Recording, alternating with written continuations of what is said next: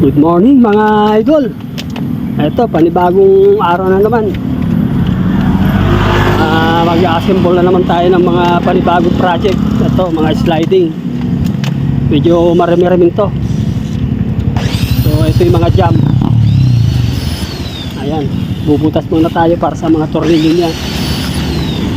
So, bago ko binubutas ng 1/8 yan, binubuta ko muna ng pampaluwang para sa ulo, para nakatago. So ayan, no? Mga jam po yan, may kasamang rubber po yan. So ayan, kakabit na tayo ng mga rubber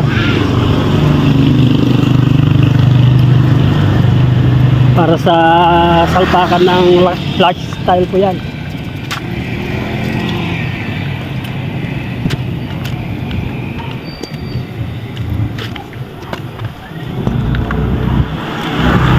Ayan lang po, ganyan lang po paggawa ng mga sliding, napakasimple lang. Yung mga jam, ilagyan mo lang ng rubber, saka mo tornilyo na mamaya yan, i-assemble na natin yan para mabilis. So ikabit na natin.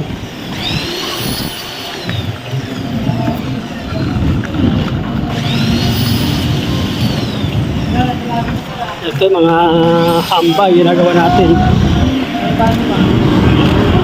Tabas-tabas na rin po lahat yan, yung mga panel. I-assemble na lang natin mamaya pag natapos natin itong mga hamba.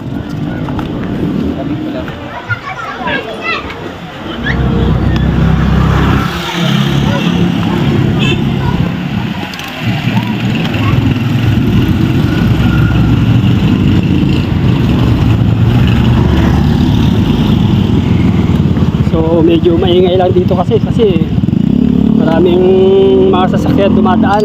Gilid lang po kami ng highway. Mga dumadaan na motor.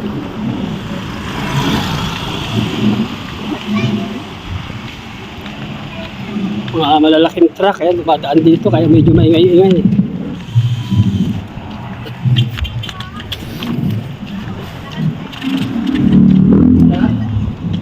So tapos na tayo sa mga hamba. Dito na tayo sa mga center lock. Yan lang po paggawa ng mga center lock.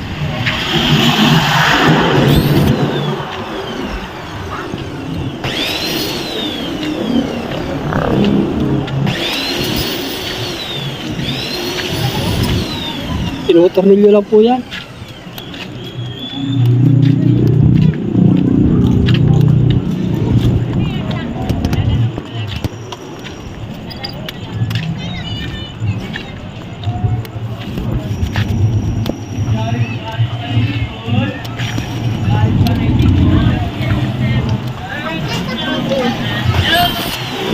So ayan, tapos na.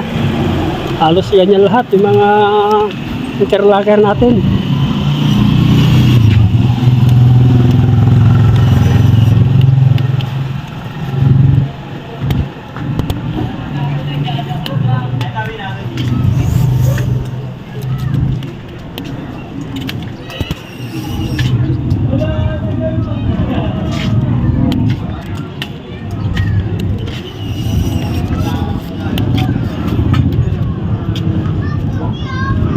So malapit na rin tayo matapos dito sa mga interlocker. Mamaya i-assemble na natin to.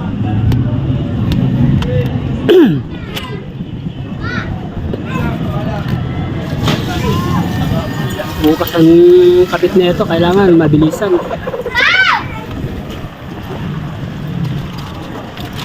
So ayan, i-assemble na natin itong mga panel.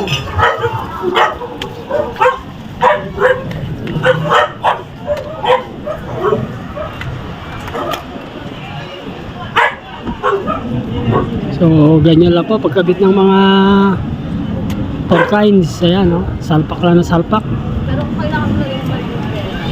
Sukat na po yan mga idol.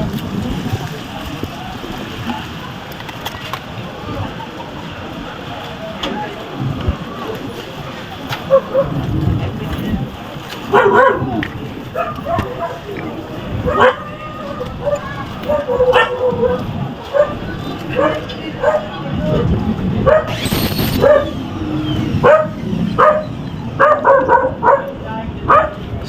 maingay yung mga aso rito, mga kapitbahay.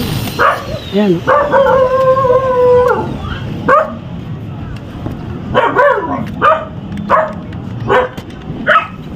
So, ayan, tapos na tayo ng isa.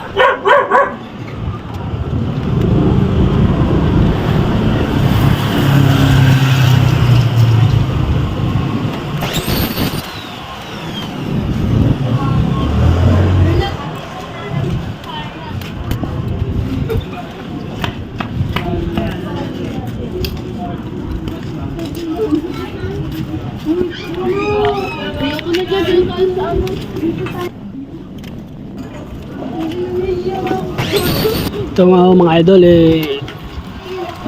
798 series po yan mga idol.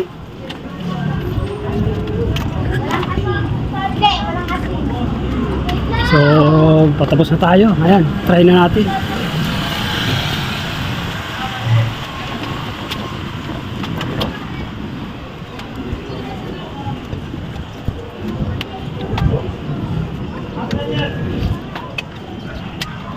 So ayan, lapat na lapat mga idol.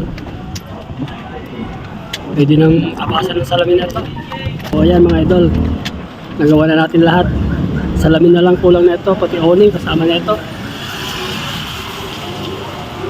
Ayan. So thank you.